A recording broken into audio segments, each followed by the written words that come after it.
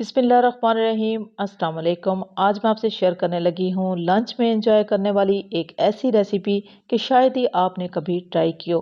खुशबू और जायके की वजह से इस रेसिपी के साथ लस्सी और चटनी को तैयार कर लिया जाए तो आप यकीन करें तमाम रेसिपी को भूल जाएंगे।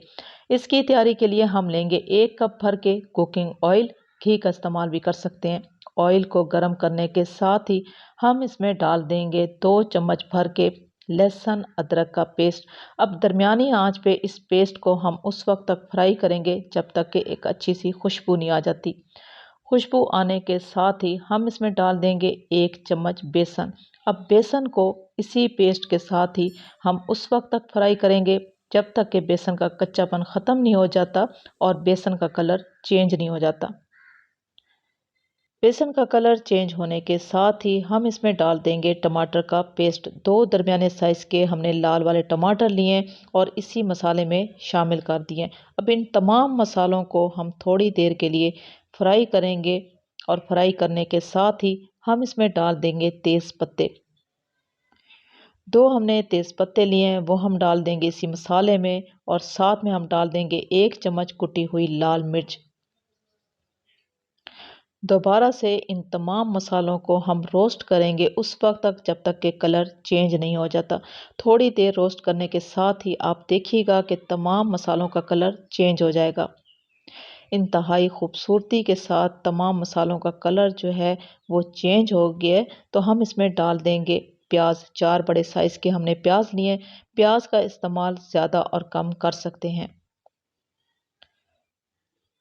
प्याज शामिल कर देंगे इसी मसाले में और साथ में हम करेंगे कुछ खुश्क मसालों का इस्तेमाल जिसमें है सबसे पहले ज़रूरत के हिसाब से नमक।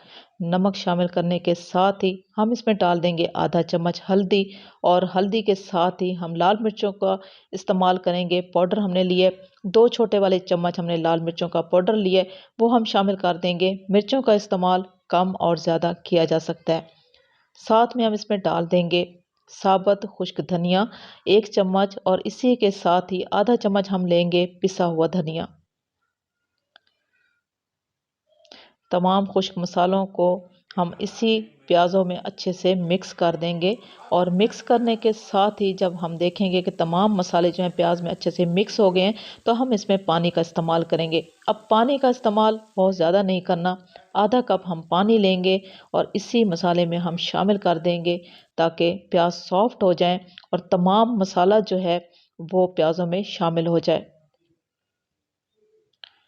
पानी शामिल करने के साथ ही हम दोबारा से इन तमाम मसालों को मिक्स करेंगे और इसके बाद हम लगा देंगे ढक्कन। दरमियानी आंच पे इस मसाले को हम पकने देंगे 30 मिनट के लिए। 30 मिनट के बाद हम चेक कर लेते हैं कि मसाला जो है किस कदर ज़बरदस्त खुशबू के साथ तैयार हो चुका है।